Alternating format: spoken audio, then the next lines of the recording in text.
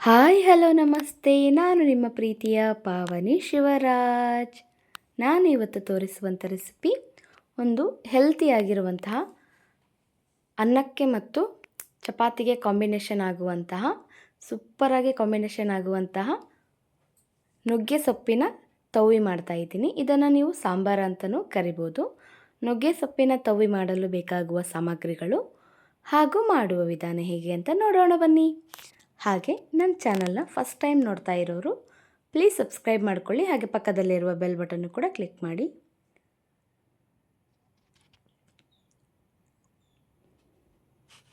ನುಗ್ಗೆ ಸೊಪ್ಪಿನ ತವ್ವಿ ಮಾಡಲು ಬೇಕಾಗುವ ಸಾಮಗ್ರಿಗಳು: ಎಣ್ಣೆ, ಸಾಸಿವೆ, ಜೀರಿಗೆ, ಕರಿಬೇವು, ಕೊತ್ತಂಬರಿ, ಅರಿಶಿಣ ಪುಡಿ, ಧನಿಯಾ ಪುಡಿ, ರುಚಿಗೆ ತಕ್ಕಷ್ಟು ಉಪ್ಪು, ಒಣ ಕೊಬ್ಬರಿ, ಬೆಳ್ಳುಳ್ಳಿ, ಹಸಿಮೆಣಸಿನಕಾಯಿ, ಟೊಮೆಟೊ, ಈರುಳ್ಳಿ, ತೊಗರಿಬೇಳೆ, ನುಗ್ಗೆ ಸೊಪ್ಪು ಮತ್ತು ಸ್ವಲ್ಪ ಇಂಗನ್ನು ತಗೊಂಡಿದ್ದೀನಿ.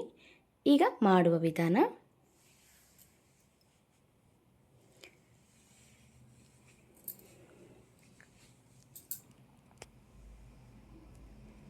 ಮೊದಲು ಒಂದು ಕುಕ್ಕರ್ನ ತೊಗೊಂಡ್ಬಿಟ್ಟು ಬೇಳೆನ ಹಾಕ್ಕೊತಾ ಇದ್ದೀನಿ.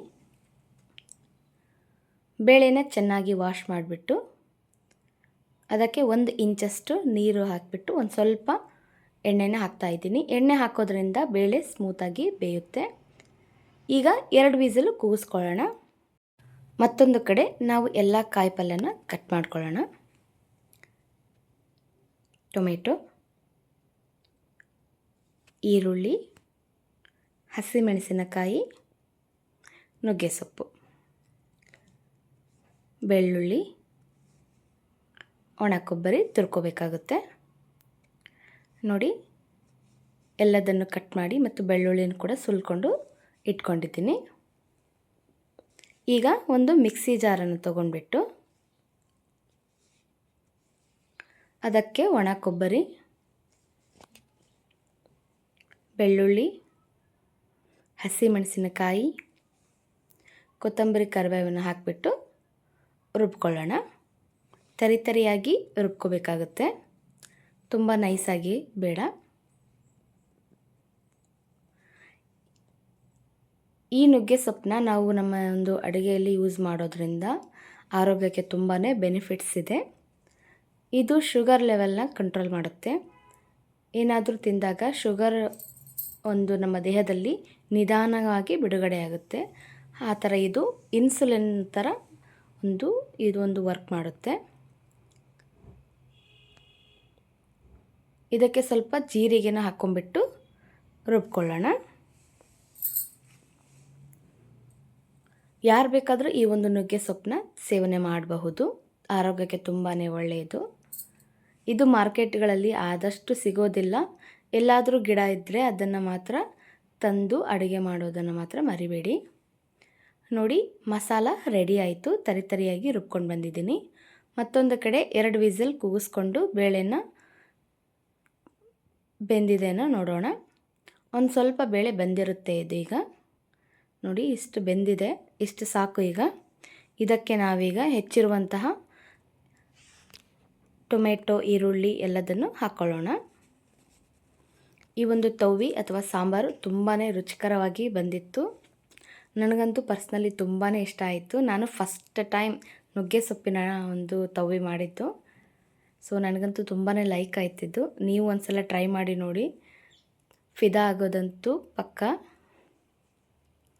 ಮತ್ತು ರುಬ್ಬಿರುವಂತಹ ಮಿಶ್ರಣ: ರುಚಿಗೆ ತಕ್ಕಷ್ಟು ಉಪ್ಪು, ಧನಿಯಾ ಪುಡಿ, ಅರಿಶಿಣ ಪುಡಿ, ಹಾಗೆ ನೆನೆಸಿರುವಂತಹ ಹುಣಸೆ ಹಣ್ಣಿನ ರಸ. ಅಲ್ಲಿ ಹುಣಸೆ ಹಣ್ಣನ್ನು ನಾನು ತೋರಿಸೋದನ್ನು ಮರ್ತಿದ್ದೀನಿ. ಸೊ ಹುಣಸೆ ಹಣ್ಣನ್ನು ಕೂಡ ಹಾಕೋಬೇಕಾಗುತ್ತೆ ಇದಕ್ಕೆ. ಆಗ ಮಾತ್ರ ಈ ಒಂದು ತವ್ವಿ ತುಂಬ ಟೇಸ್ಟಿಯಾಗಿ ಬರುತ್ತೆ. ಈಗ ಒಂದು ಸಲ ಚೆನ್ನಾಗಿ ಇದನ್ನು ಮಿಕ್ಸ್ ಮಾಡಬೇಕು. ನಿಮಗೆ ಇನ್ನೂ ಸ್ವಲ್ಪ ಬೇಕಿದ್ದರೆ ಕೊತ್ತಂಬರಿನೂ ಕೂಡ ಆಮೇಲೆ ಆ್ಯಡ್ ಮಾಡ್ಬೋದು. ಈಗ ಲಿಡ್ ಕ್ಲೋಸ್ ಮಾಡಿಕೊಂಡು ಒಂದು 3 ವಿಸಿಲ್ ಕೂಗಿಸ್ಕೊಂಡ್ರೆ ಸಾಕು. ಪರ್ಫೆಕ್ಟ್ ಆದಂತಹ, ಟೇಸ್ಟಿಯಾದಂತಹ, ಹೆಲ್ತಿಯಾಗಿರುವಂತಹ ನುಗ್ಗೆ ಸೊಪ್ಪಿನ ತವ್ವಿ ರೆಡಿಯಾಗುತ್ತೆ. ನೋಡಿ, ರೆಡಿಯಾಗೇ ಬಿಡ್ತು. ನಿಮಗೆ ಇದೇನಾದರೂ ಇನ್ನೂ ಸ್ವಲ್ಪ ಬೇಳೆ ಬೇಯಬೇಕು ಅಂದರೆ ನೀರನ್ನು ಸಪ್ರೇಟ್ ಮಾಡಿಬಿಟ್ಟು ಸ್ಮ್ಯಾಶ್ ಮಾಡಿ ಮತ್ತು ಮಿಕ್ಸ್ ಮಾಡ್ಕೋಬೋದು. ಈಗ ಮತ್ತೊಂದು ಕಡೆ ಒಗ್ಗರಣೆನ ಕೊಟ್ಕೊಳ್ಳೋಣ. ಒಗ್ಗರಣೆ ಮಾಡೋದಕ್ಕೆ ನಾನು ಒಂದು ಚಿಕ್ಕ ಬಾಣಲೆನ ತೊಗೊಂಡಿದ್ದೀನಿ. ಗ್ಯಾಸನ್ನು ಆನ್ ಮಾಡಿಬಿಟ್ಟು ಬಾಣಲೆನ ಕಾಯೋದಕ್ಕೆ ಇಟ್ಟಿದ್ದೀನಿ. ಬಾಣಲೆ ಕಾದ ನಂತರ ಸ್ವಲ್ಪ 1 ಟೇಬಲ್ ಸ್ಪೂನಷ್ಟು ಎಣ್ಣೆ ಹಾಕಿ, ಎಣ್ಣೆ ಕಾದ ನಂತರ ಸಾಸಿವೆ ಮತ್ತು ಜೀರಿಗೆ ಹಾಕ್ತಾಯಿದ್ದೀನಿ.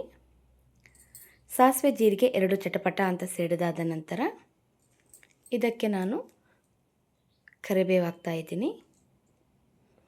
ನಿಮಗೆ ಬೇಕಿದ್ದರೆ ಒಣಮೆಣಸಿನಕಾಯಿನೂ ಕೂಡ ಆ್ಯಡ್ ಮಾಡ್ಕೋಬೋದು. ಸ್ವಲ್ಪ ಹಿಂಗು ಹಾಕೋದ್ರಿಂದ ಆರೋಗ್ಯಕ್ಕೆ ತುಂಬಾ ಒಳ್ಳೆಯದು.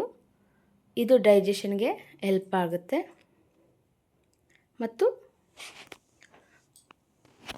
ಈಗ ನುಗ್ಗೆ ಸೊಪ್ಪನ್ನು ಹಾಕ್ತಾಯಿದ್ದೀನಿ. ನುಗ್ಗೆ ಸೊಪ್ಪು ಬೇಳೆಯಲ್ಲಿ ಕುದಿಸ್ಕೋಬಾರ್ದು, ಅದು ಸ್ವಲ್ಪ ಚೆನ್ನಾಗಿ ಬೇಯೋದಿಲ್ಲ, ಟೇಸ್ಟ್ ಅಷ್ಟು ಚೆನ್ನಾಗಿ ಬರೋದಿಲ್ಲ. ಹಾಗಾಗಿ ಇದನ್ನು ಫ್ರೈ ಮಾಡಿಕೊಂಡು ಅಥವಾ ತಾಳಿಸೋದು ಅಂತ ಕರಿತೀವಿ, ತಾಳಿಸ್ಕೊಂಡು ತವಿಯಲ್ಲಿ ಮಿಕ್ಸ್ ಮಾಡಬೇಕಾಗುತ್ತೆ. ನಾನು ಎಲೆ ಚಿಕ್ಕದ ಇರೋದರಿಂದ ಕಟ್ ಮಾಡಿಲ್ಲ, ನಿಮಗೆ ಬೇಕಿದ್ದರೆ ಕಟ್ ಮಾಡ್ಬೋದು. ತಾಳಿಸಿ ಆದಮೇಲೆ ಇದು ಇನ್ನೂ ಸ್ವಲ್ಪ ಆಗಿಬಿಡುತ್ತಲ್ಲ, ಹಾಗಾಗಿ ನಾನು ಇದನ್ನು ಕಟ್ ಮಾಡಿಲ್ಲ. ನೋಡಿ ಎಷ್ಟಕ್ಕೊಂದು ಸೊಪ್ಪು ಹಾಕಿದ್ದೀನಿ, ಎಷ್ಟಾಯಿತು ತಾಳಿಸಿದ ಮೇಲೆ. ಇದು ನೀರು ಬಿಡ್ತಾ ಇರುತ್ತೆ ನೋಡಿ.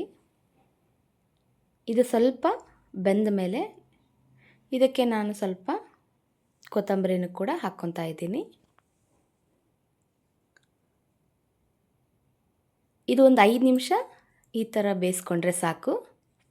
ಈಗ ಇದನ್ನು ತವಿ ಒಳಗೆ ಮಿಕ್ಸ್ ಮಾಡೋಣ.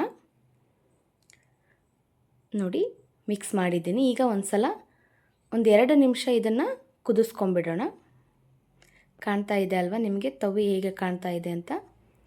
ತುಂಬ ಚೆನ್ನಾಗಿರುತ್ತೆ, ತಿನ್ನೋದಕ್ಕೂ ರುಚಿಕರವಾಗಿರುತ್ತೆ ಹಾಗೂ ಹೆಲ್ತಿಯಾಗಿ ಕೂಡ ಇರುತ್ತೆ.